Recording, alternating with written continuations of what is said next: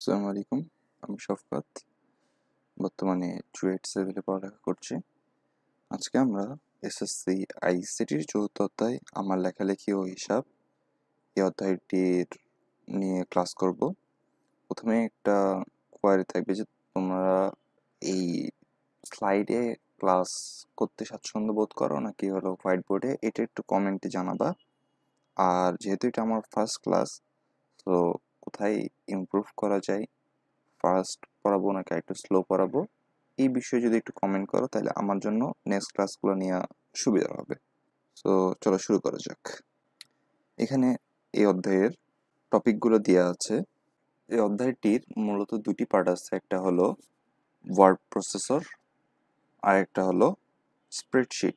Word processor হলো লেখালেখির কাজে এবং স্প্রেডশিট হিসাব নিকাশের কাজে ব্যবহৃত হয়।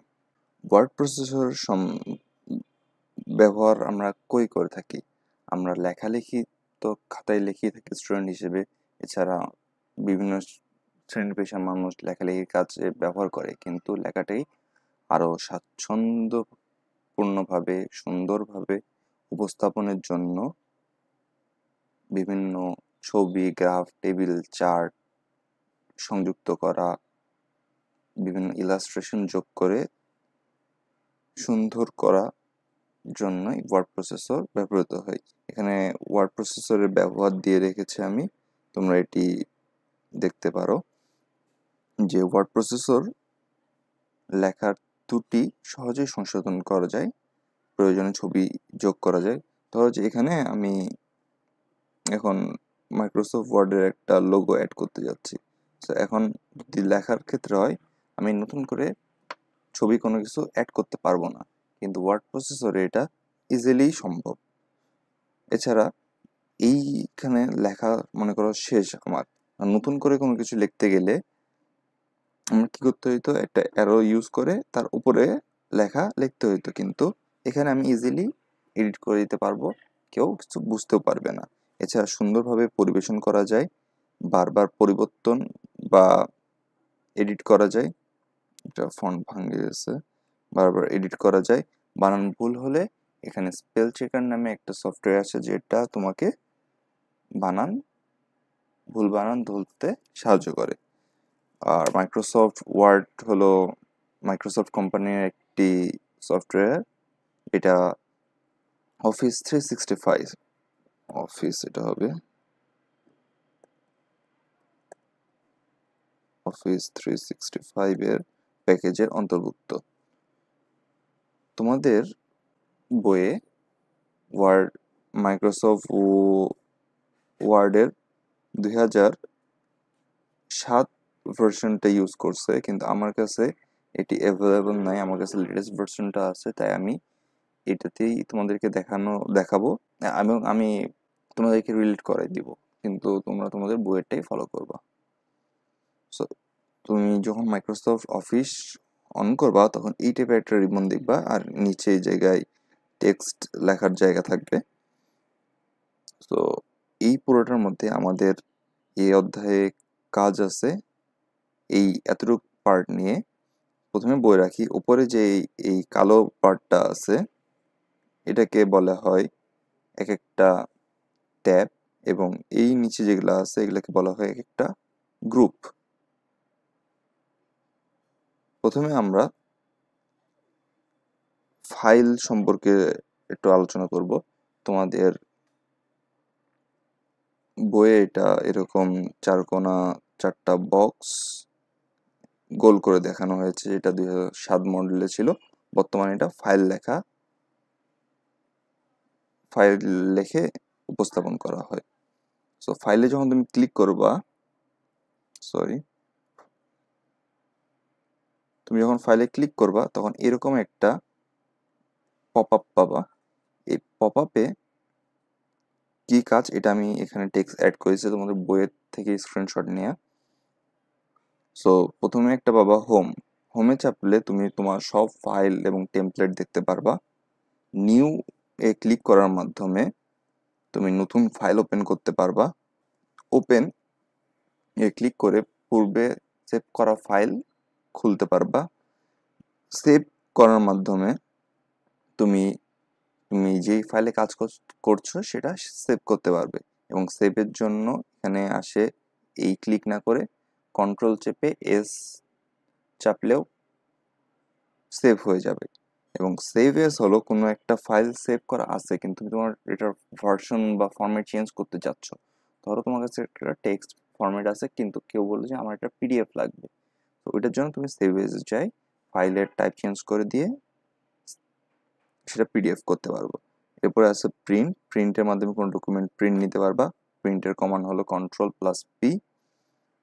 এছাড়া ক্লোজ করলে এটা ক্লোজ হয়ে যাবে এবং ব্যাক চাপে তুমি তোমার ওপেন করা ফাইলে ব্যাক করতে পারবা।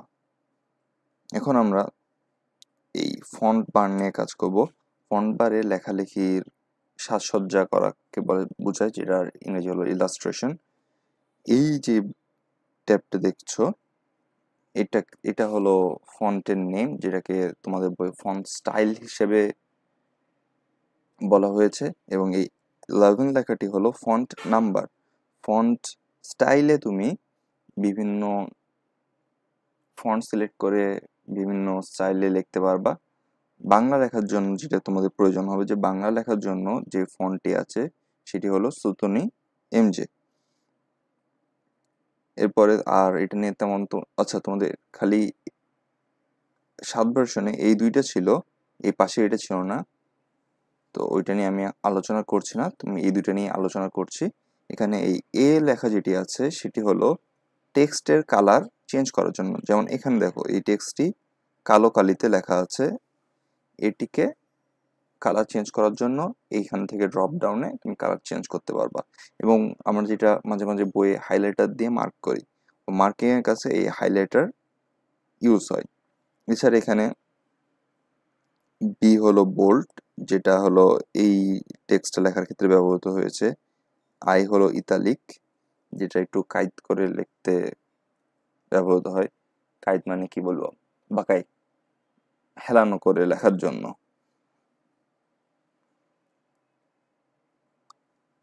বোল্ডের কমান্ড হলো Ctrl+B, ইতালিকের কমান্ড হলো Ctrl+I, এবং এরপরে আছে আন্ডারলাইন, এটা হলো Ctrl+U। আন্ডারলাইন টেক্সটের নিচে একটা দাগ চলে আসে।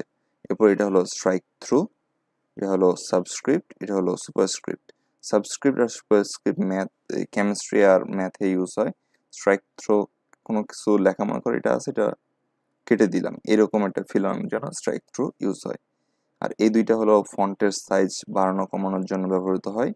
এবং এইটি ইংরেজি লেখার কোনো তোমার লেখাটা কি অল ক্যাপস থাকবে নাকি সব লোয়ার অর্ডার থাকবে নাকি ফার্স্টেরটা বড় সব বাকিগুলো ছোট হাতের লেখা থাকবে, এটা ঠিক করার জন্য ব্যবহৃত হয়। এরপর আমরা প্যারাগ্রাফ গ্রুপে যাব। প্যারাগ্রাফ গ্রুপের মধ্যে তোমাদের যেটি আছে সেটি হলো বুলেট নম্বর ও লাইন ব্যবধান। এটি হলো বুলেট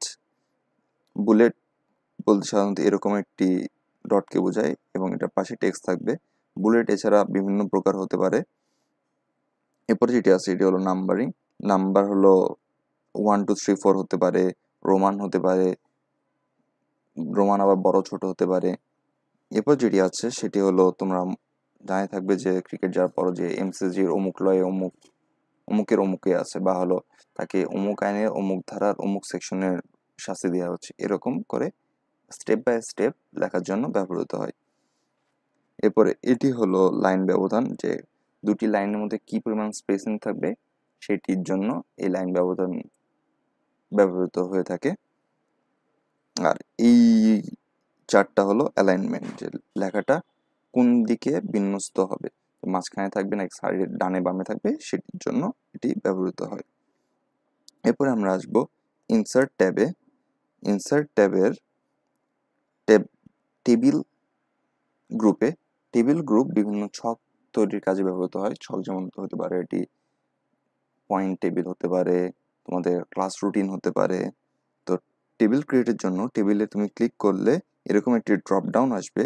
এই ড্রপ ডাউনে তুমি যদি ড্র্যাগ করো তাহলে তোমার প্রয়োজনীয় সংখ্যক ঘর নিয়ে টেবিল তৈরি হয়ে যাবে। কিন্তু এখানে 10x8 সাইজের টেবিলই ক্রিয়েট করা যায়। এর থেকে বেশি সাইজের তোমার প্রয়োজন মতন করার জন্য ইনসার্ট টেবিলে যেতে হবে। ইনসার্ট টেবিলে গেলে তুমি তোমার ইচ্ছা মতো সাইজের টেবিল ক্রিয়েট করতে পারবা। এবার আমরা যাব ইলাস্ট্রেশন, যেটা তোমার বইয়ে ছবি যোগ করা নামে বলা হয়েছে। এখানে খালি ছবি না, শেপ, বিভিন্ন প্রকার শেপ, যেমন আমার এটা রেক্টেঙ্গুলার শেপ, আইকনে মনে করো কল বাটন, ইমেল বাটন ইত্যাদি যোগ করা যায়। ছবি যোগ করার জন্য ছবিতে ক্লিক করলে একটা ড্রপডাউন আসবে। প্রথমটি হলো তুমি চাইলে ডিভাইস থেকে অ্যাড করতে পারো, চাইলে স্টক ইমেজ বাস এখানে সফটওয়্যারে সেভ করা ছবি তুমি যোগ করতে পারো। তুমি চাইলে অনলাইন ছবিও যোগ করতে পারো। এছাড়া স্মার্ট আর্ট আছে, সেটার মাধ্যমে গ্রাফ, চার্টের মাধ্যমে চার্ট, 3D মডেলের মাধ্যমে 3D মডেল যোগ করতে পারো। এছাড়া স্ক্রিনশটও তুমি যোগ করতে পারো। এবার আমরা যাব টেক্সট গ্রুপে। টেক্সট গ্রুপে সবথেকে তোমার যেটি আছে সেটি হলো ওয়ার্ড আর্ট। প্রথমে আমি টেক্সট বক্স সম্পর্কে বলি। ধরো যে একটা জায়গায় কিছু লিখতে হবে, একটা ছবির ওপরে তুমি কিছু টেক্সট লিখবা, তো ছবির ওপরে টেক্সট লেখা যায় না, এই জন্য ওখানে একটা টেক্সট বক্স নিতে হয়। টেক্সট বক্সের ওপর তখন তুমি লিখতে পারবা। ওয়ার্ড আর্ট তোমাদের বইয়ে আছে। ওয়ার্ড আর্টে ক্লিক করলে এরকম ড্রপ ডাউন আসবে, যেখানে তুমি তোমার লেখাকে বিভিন্ন আকৃতি দিতে পারবা।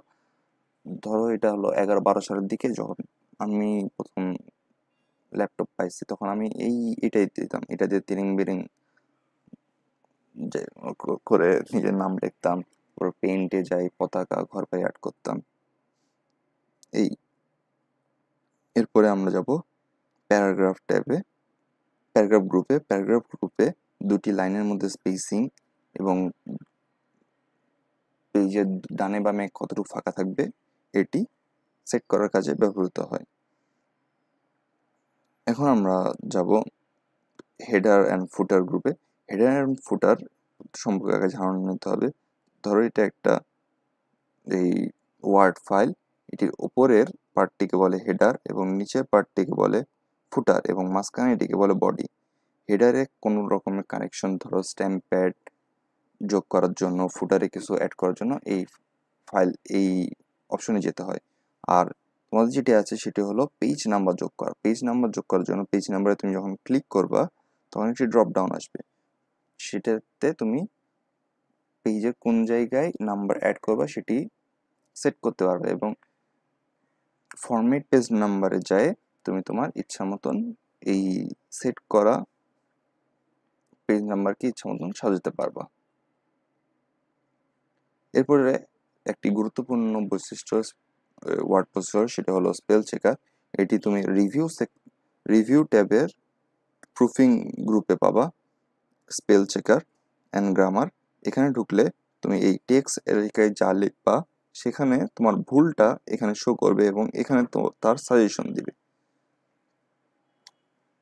তাতে তুমি বাংলাতে এখন পাবা না, কারণ কম্পিউটার বাংলা বুঝতে পারে না, তবে ইংলিশে স্পেলিং মিস্টেক, গ্রামাটিক্যাল মিস্টেক সে সাহায্য করবে।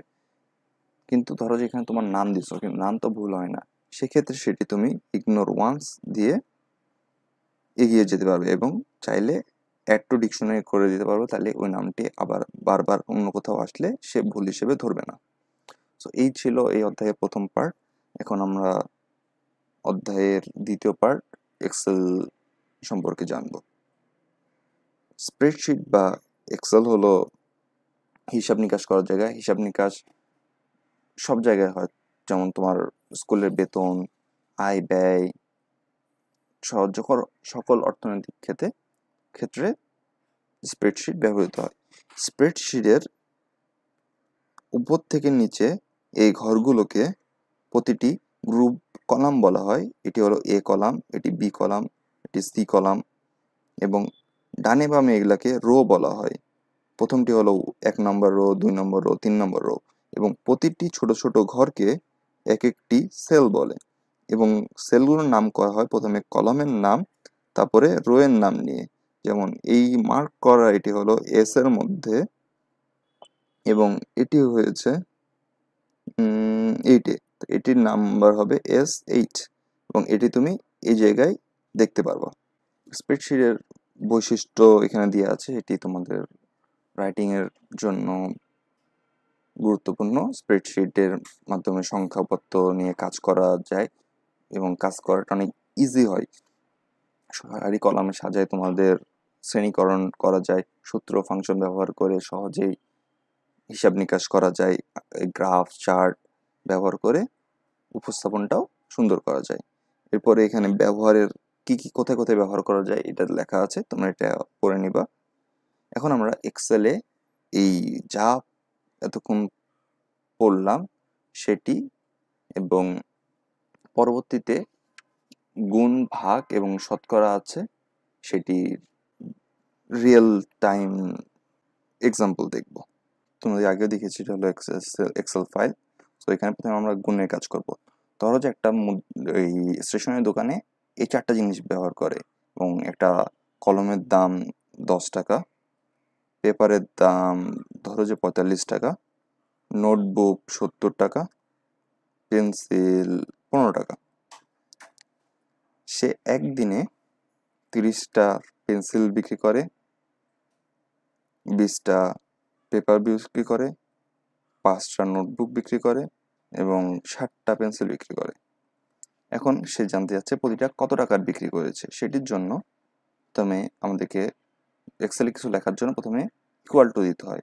এরপরে যেটা যেটা গুণ করব সেটা সিলেক্ট করতে হবে এইটা, এরপরে গুণ চিহ্ন দিতে হবে। গুণ চিহ্ন তুমি দেখবা যে কিবোর্ডে কোথাও খুঁজে পাবে না।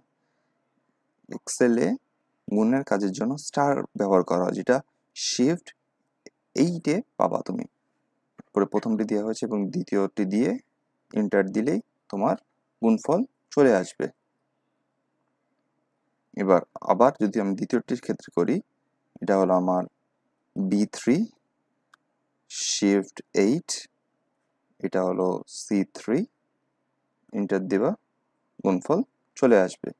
একইভাবে তোমরা এই দুইটাও করে দেখতে পারো। এটি হলো গুণ। এরপরে আমি একটু যোগটাও দেখিয়ে দিই। যোগ মনে হয় 8-এ ছিল। যোগের জন্য দুইভাবে করা যায়, একটি ইকুয়াল লিখে সাম লিখে ফার্স্ট ব্র্যাকেট দিতে হবে, এরপরে কি কি যোগ করব সেটি রেঞ্জটা সিলেক্ট করে দিতে হবে এবং ফার্স্ট ব্র্যাকেট ক্লোজ করে এন্টার দিলেই যোগফল চলে আসবে। এছাড়া আরেকটি কথা ছিল, সেটি হলো গুণের মতন একটি একটি করে যোগ করতে হবে। যোগ 90 যোগ 49 যোগ 105 ইকুয়াল টু দিলেই যোগফল চলে আসবে। এবার আমরা একটা, এই হলো গুণ এবং যোগ। এবার আমরা ভাগ দেখব। ধরো যে 25-কে 5 দিয়ে ভাগ করব। এটির জন্য প্রথমে ইকুয়াল টু দিতে হবে, যাকে ভাগ করব সেটি সিলেক্ট করতে হবে এবং আবার দেখবা যে এখানে কোনো ভাগ চিহ্ন নাই। ভাগ চিহ্নর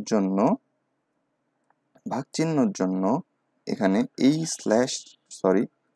স্ল্যাশ চিহ্নটি ইউজ করা হয়।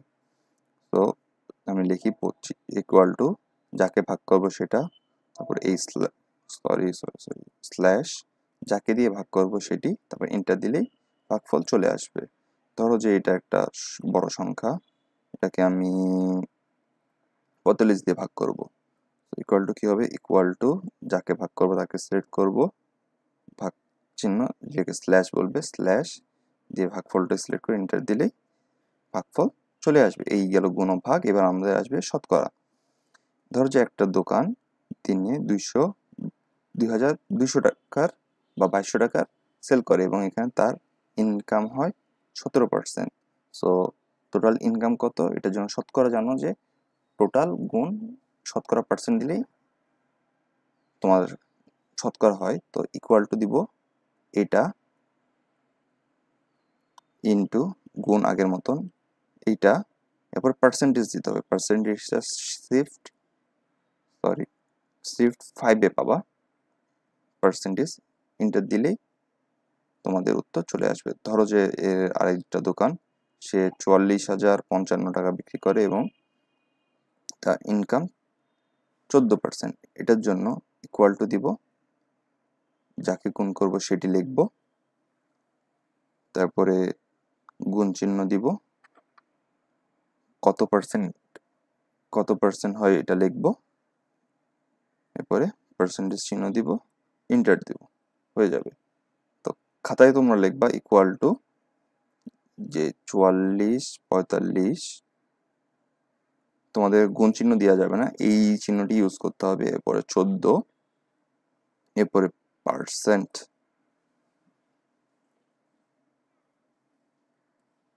দিলে দেখো উত্তর চলে আসছে।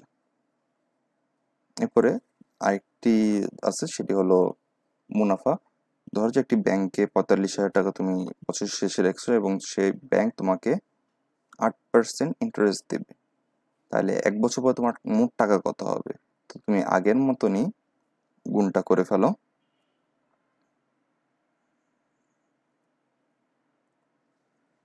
কিন্তু এখানে 1 বছর পর তুমি কতটা মুনাফা পাবে সেটি আসলো, কিন্তু তোমার তো মোট টাকাটা লাগবে। সেটির জন্য সূত্রটি লিখে যোগ দিয়ে এই ঘরটি লিখে দিবে, তাহলেই তো চলে আসবে।